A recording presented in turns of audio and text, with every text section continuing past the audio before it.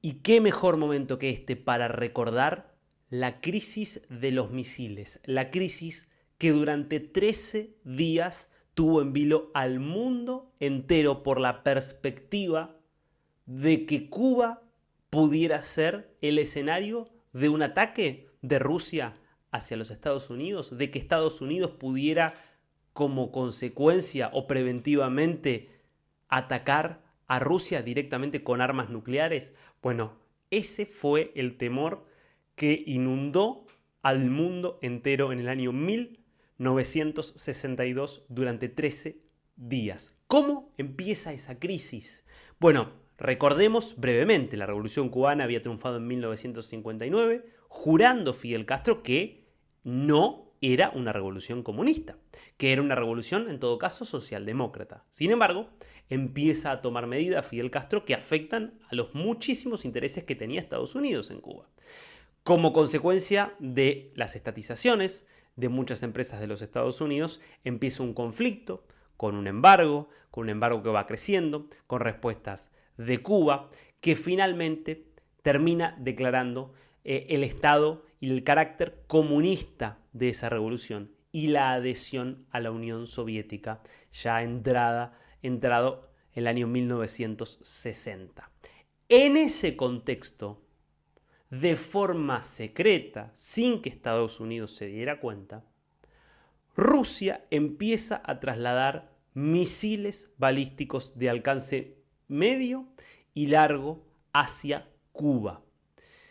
Esto obviamente camuflado en muchas de las exportaciones que la Unión Soviética le hace a Cuba. Recordemos, ante el embargo aplicado por Estados Unidos, muchas de las cosas que Cuba le compraba a Estados Unidos se las tiene que comprar a la Unión Soviética, que se convierte en el gran estado protector y de alguna manera en el estado que le permitió subsistir a Cuba, siendo totalmente improductivo por las características del régimen económico elegido por Fidel Castro. Entonces, esa forma en la cual se van trasladando los misiles y se van instalando en Cuba pasa en un primer momento desapercibido por los Estados Unidos. ¿Por qué Rusia hace esto? En parte porque Estados Unidos había desplegado a comienzos de los 60 misiles nucleares en Italia y en otros lugares de Europa que eran una amenaza directa contra el territorio ruso, contra el territorio soviético, para ser más preciso. Entonces, lo que se da cuenta Moscú, lo que se da cuenta en ese momento Nikita Khrushchev, que era el jefe de la Unión Soviética y del Partido Comunista Ruso, era que tener misiles que pudieran desde Cuba atacar prácticamente cualquier ciudad de los Estados Unidos era un activo muy importante. ¿Qué antecedente hubo en Cuba en los momentos previos a que estallara esa crisis? Y un antecedente que hay que tener que fue clave para entender también lo que acuerda. En 1961 fracasa la invasión de Bahía Cochinos, Playa Girón, liderada por, de alguna manera, muchos exiliados cubanos auspiciados por la CIA en una operación que se realizó durante el gobierno de John Fitzgerald Kennedy, que termina siendo fallida y que de alguna manera garantiza termina favoreciendo la continuidad del régimen, que se refuerza a partir de haber podido repeler esa invasión. Esa es también una decisión adicional para que Fidel Castro se siente inclinado a recibir los misiles soviéticos.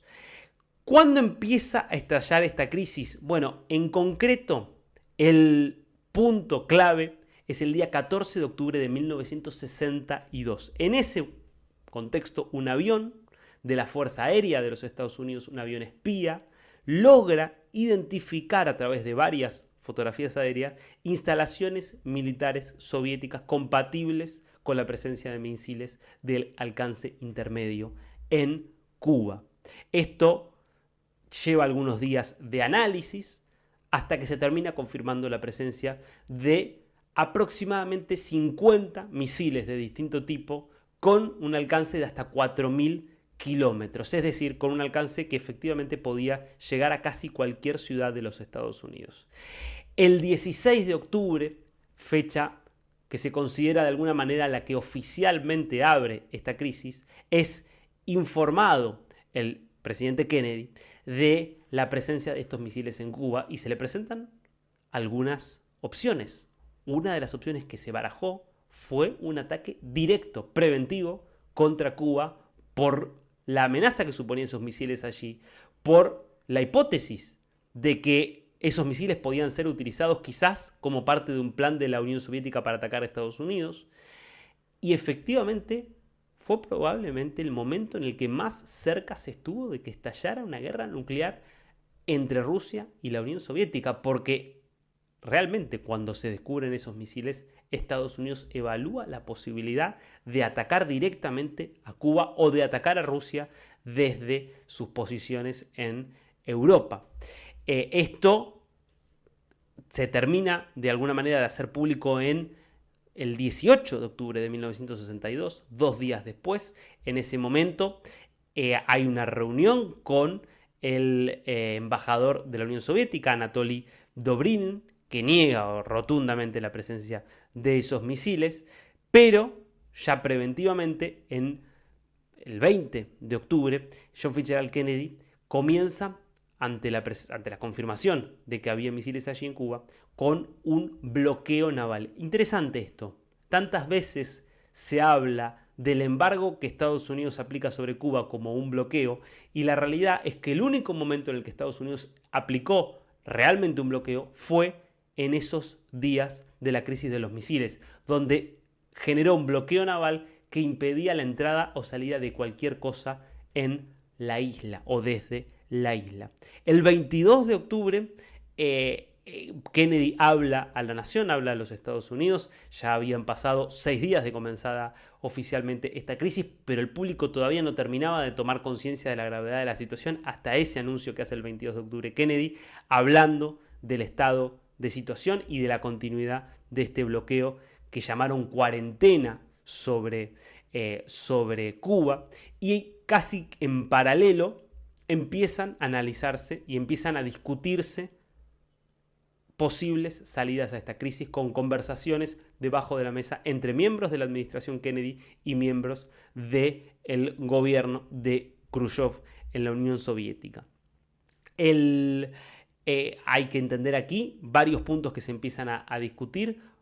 ¿Qué es lo que empieza a pedir Rusia a cambio de sacar los misiles cubanos? Bueno, que Estados Unidos retirara a los misiles que tenía en Europa apuntando directamente contra territorio soviético. Era la condición que establecía, sumada a una condición que además era de interés de Cuba y de interés soviético, que es que Estados Unidos se comprometiera a no realizar una nueva invasión sobre Cuba, que garantizara que más allá de la continuidad del embargo, de las sanciones y de todas las otras medidas tomadas, que no iba a haber una nueva invasión como había sido la de Bahía Cochinos o Playa Girón. En un primer momento Estados Unidos se niega a esto.